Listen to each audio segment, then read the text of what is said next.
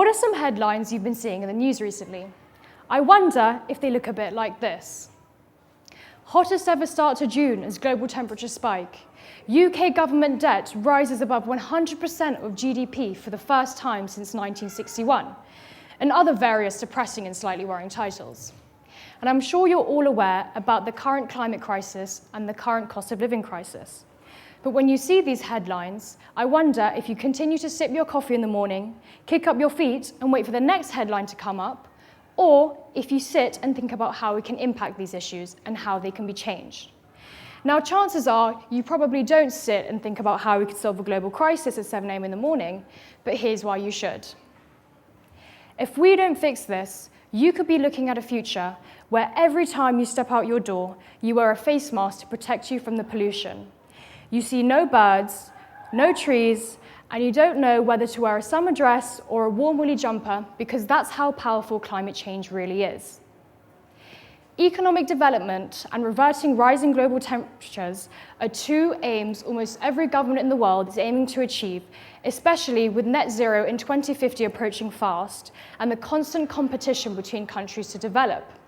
But naturally, for an economy to really progress in today's modern world, infrastructure and technology must be progressed in a way which doesn't deplete our non-renewable resources and actively incorporates environmentally friendly aspects.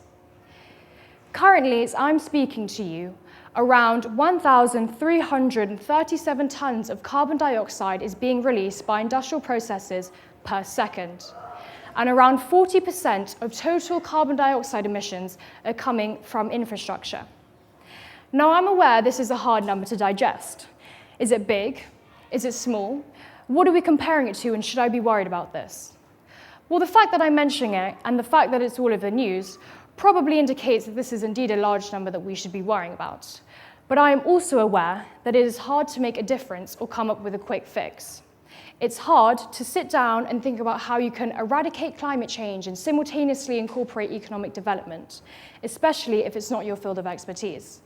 And as a teenager, I most likely will not come up with a solution myself.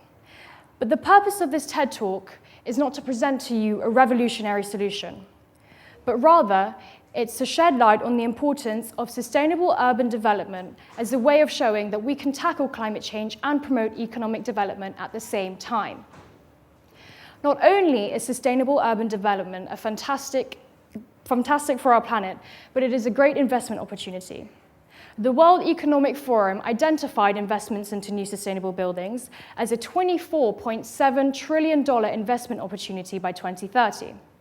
And further research by McKinsey has identified that in order for us to achieve our net zero goals by 2050, a further $3.5 trillion would be needed to be invested into low emissions capital stock.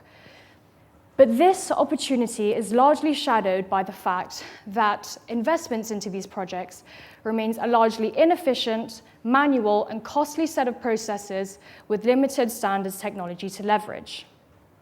And despite there being advances in financial data and assets, big firms simply do not want to invest in these projects and instead continue to utilize the same old backwards techniques which have been used for decades. Maybe firms see investments into these projects as a trade-off to profits, as sustainable buildings tend to be a bit more pricey than the unsustainable ones. Perhaps it's the fear of change, the comfortability and knowing that profits will be made so long as the same technique is used. Or maybe it's the lack of desire for a sustainable future. But whatever it is, change needs to happen, whether it be through government policy, through pressure from the public, or even from pressure from climate change itself. Change needs to happen. But will we have to sacrifice investments into a new sustainable future in order to get rid of climate change? Well, hopefully, we can achieve both through sustainable urban development. A fantastic example is the Rangsit Green Rooftop in downtown Bangkok, also known as the TERF. This project sits on top of Thammasat University and opened up in 2019. The cascading rooftop is able to absorb, filter, and slow down runoff 20 times more efficiently than your conventional concrete rooftop, and it repurposed 236,000 square feet of wasted rooftop space. It's also able to tactically preserve and purify water and use it to grow food and store it for future use during droughts, acting as a form of water management. So it really is an all-in-one package, also being able to incorporate social aspects. For instance, the building itself is shaped like the letter H, H standing for humanity, representing the university's long-standing identity of egalitarianism and democracy, whilst incorporating the history of Thai agriculture, as well as having solar panels and multiple classrooms and social spaces overlooking the city of Bangkok. And now you're probably all thinking, well, this is great, but what can I do? Well, may I ask that you simply support these projects? May I ask that you spend an extra 50p on the cardboard water bottle over the plastic water bottle, because that's a sustainable project in itself. And I'm in no means standing here telling you this is the solution to unsustainable economic development, because I'm aware that this alone cannot solve the issue. But I hope this gives you inspiration as to what we can achieve in the future. I hope this gets you to think about our future. Because if all cities across the globe can adopt this approach to future developments, you could be looking at a future which has not only cleared itself of rising temperatures, but one in which we are able to excel as individuals in a healthy and prosperous environment. We are not only doing this for future generations to come, but we're doing this for the planet which has done nothing but provide for us these past 200,000 years.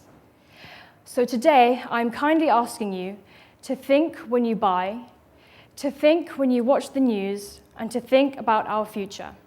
Thank you.